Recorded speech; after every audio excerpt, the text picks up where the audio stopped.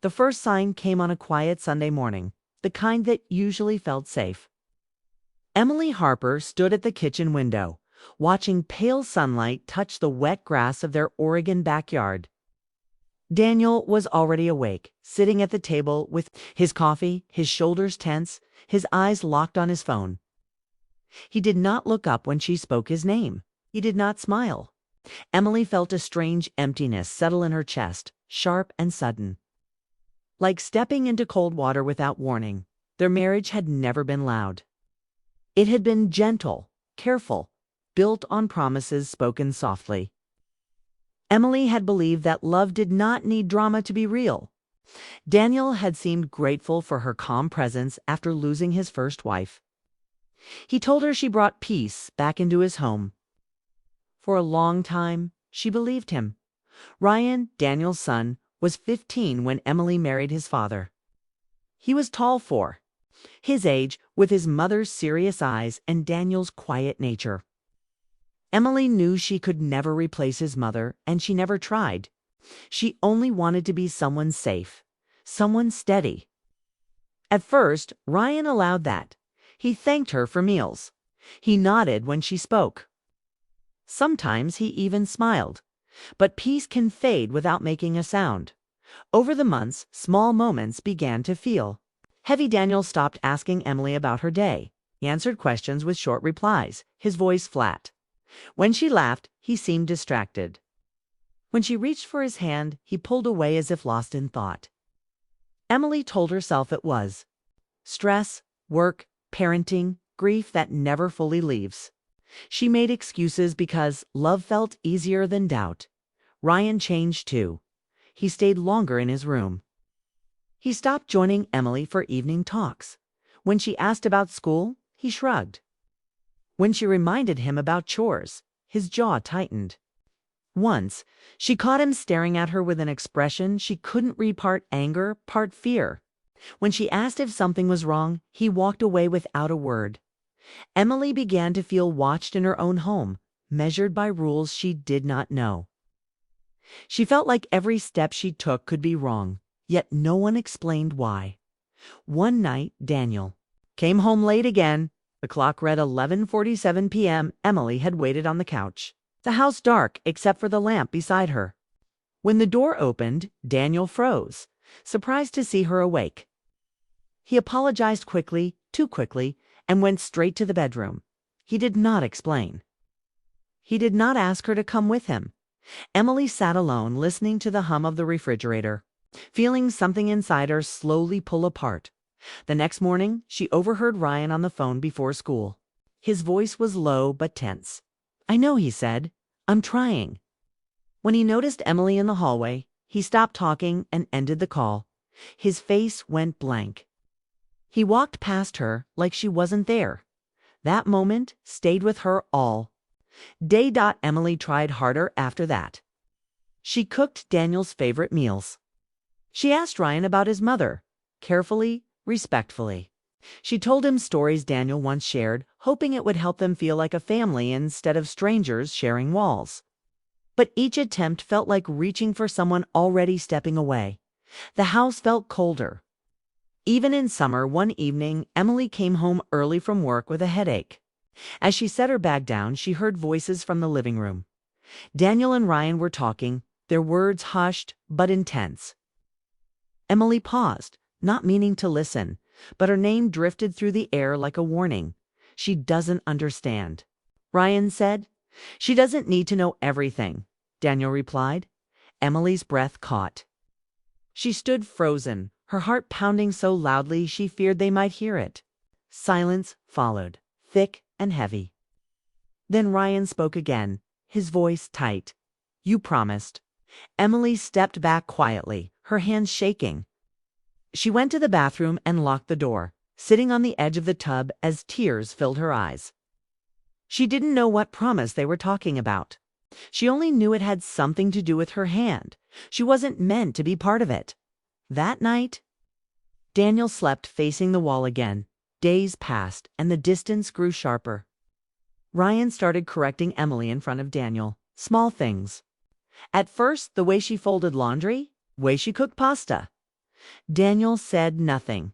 His silence felt louder than anger. Emily began to doubt herself.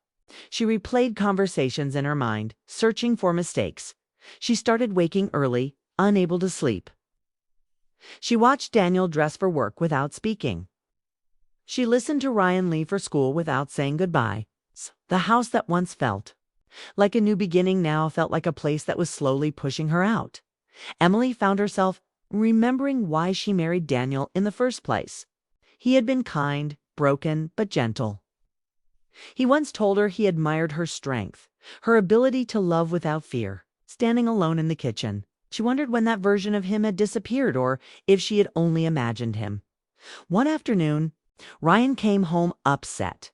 His backpack hit the floor hard. Emily asked what was wrong, her voice calm. He snapped back, accusing her of trying to control everything. His words were harsh and unfair.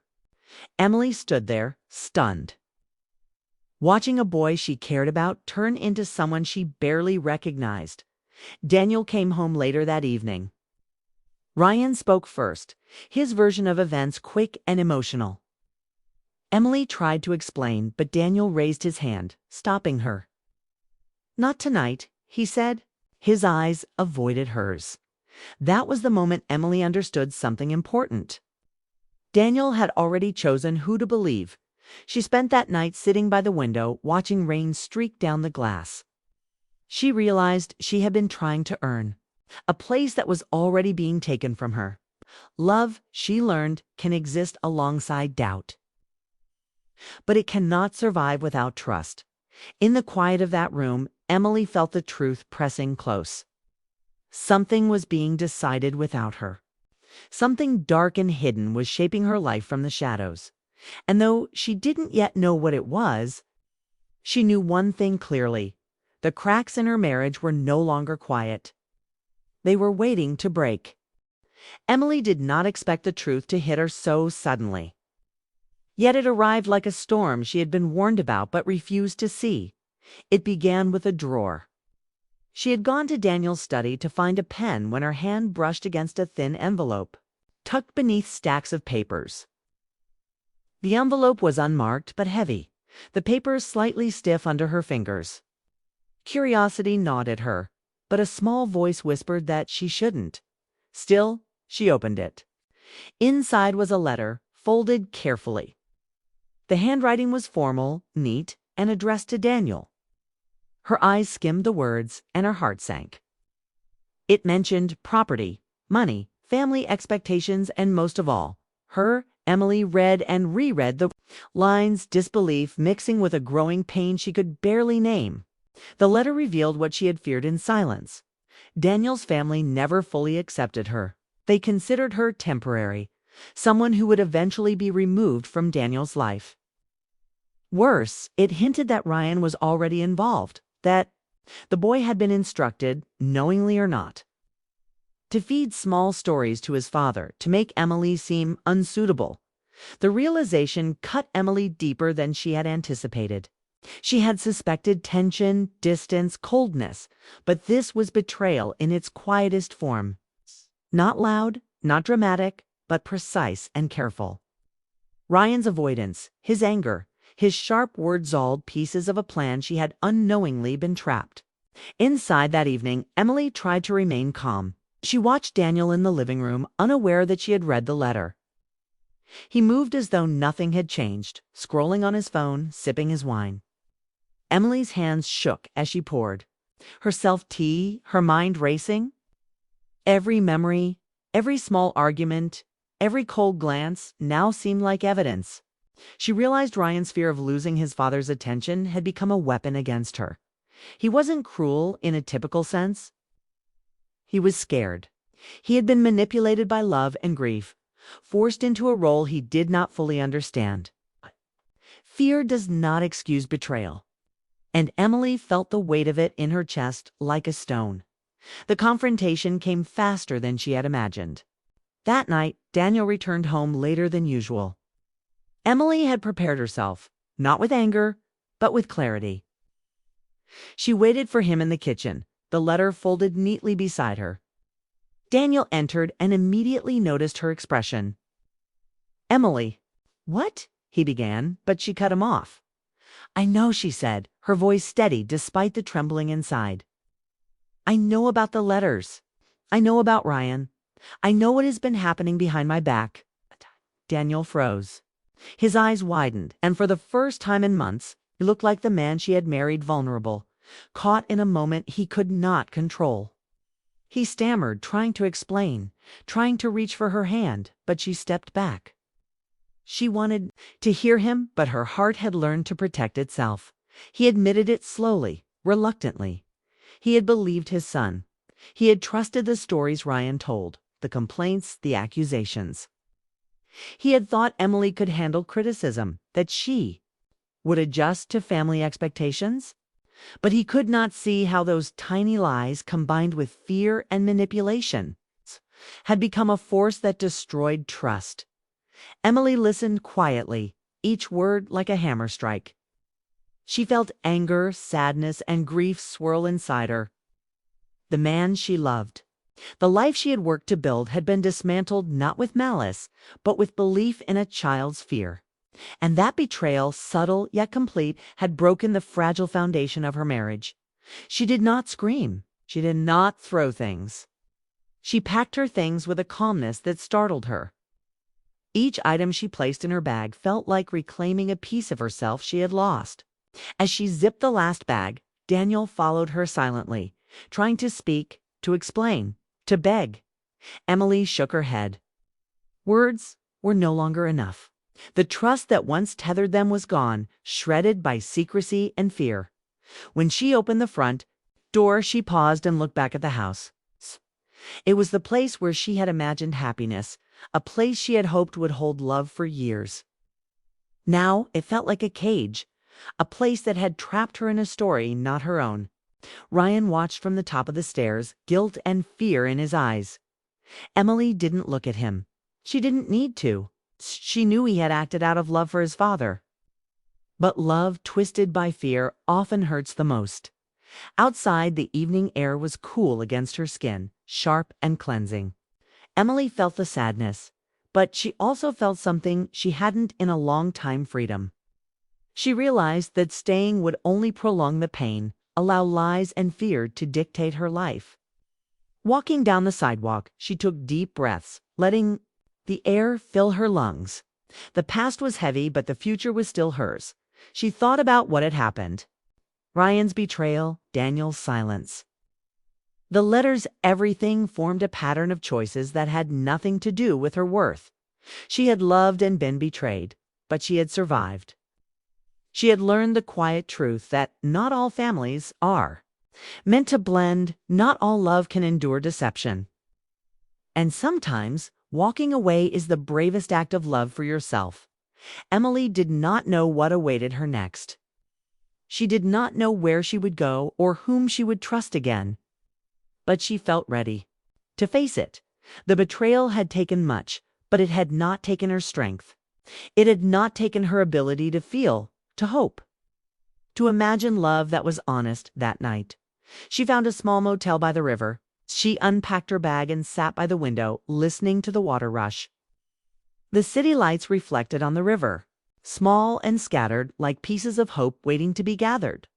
Emily thought about the past, the marriage, and Ryan's frightened eyes. She forgave where she could, not for them, but for herself.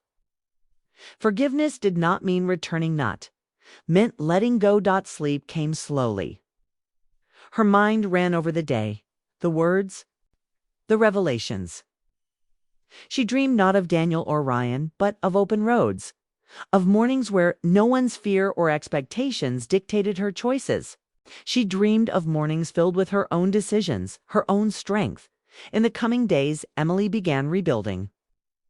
She called her closest friends, arranged temporary work, and slowly created a routine where she was in control. She spent mornings walking along the river, afternoons reading, evenings journaling the thoughts she had buried for months.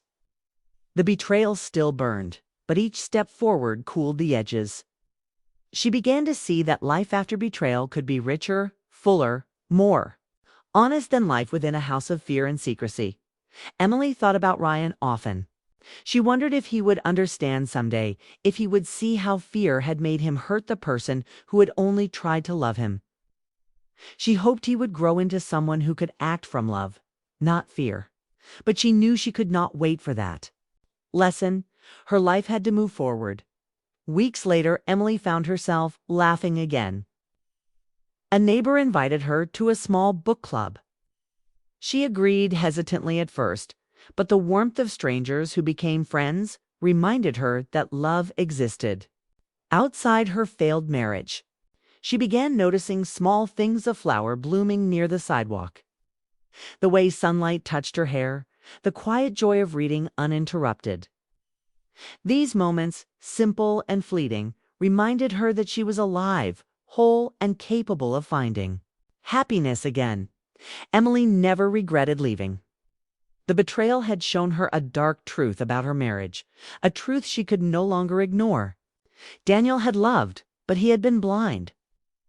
Ryan had feared, but he had acted. Emily had endured, and in enduring she discovered a strength she had not known existed. The dark truth had torn her world apart, but it had also shown her what love must never be built on lies, fear, or silence. As months passed, Emily's life gained momentum. She took short trips to nearby towns, volunteered at a community library, and even began dating quietly. Each step forward was cautious, but it was hers. She no longer feared betrayal because she understood it, had survived it, and had refused to let it define her. One evening, sitting on the riverbank where she had first stayed, Emily watched the sunset paint the sky in colors she had forgotten existed. She smiled a real smile and whispered to herself that she was free. The past was a shadow, but it did not control her. She had faced the betrayal, accepted the loss, and moved forward with her heart open again. The marriage was over. The betrayal had happened, but Emily Harper was still here, stronger, wiser, ready for life, ready for love, and ready to trust in herself above all else.